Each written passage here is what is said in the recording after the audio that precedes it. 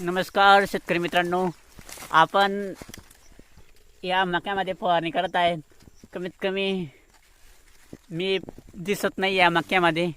याच्यामध्ये थोडी आळी पडल्यामुळे आळीचे फवारणी झिंक बोरॉन याची फवारणी करत आहे. झिंकमुळे मकाला चांगलं उत्पादन येतं, त्यासाठी मी झिंक फवारणी करत आहे. तुम्ही पाहू शकतात प्रत्यक्ष किती कष्ट घ्यावे लागतात. तुम्ही पाहू शकता शेतकऱ्याचे जीवन. हा मका कमीत कमी मी दिसत नाही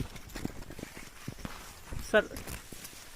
चारी बाजूला पाहू शकता तुम्ही कशा प्रकारे दाट मक्यामध्ये उभा आहे मी.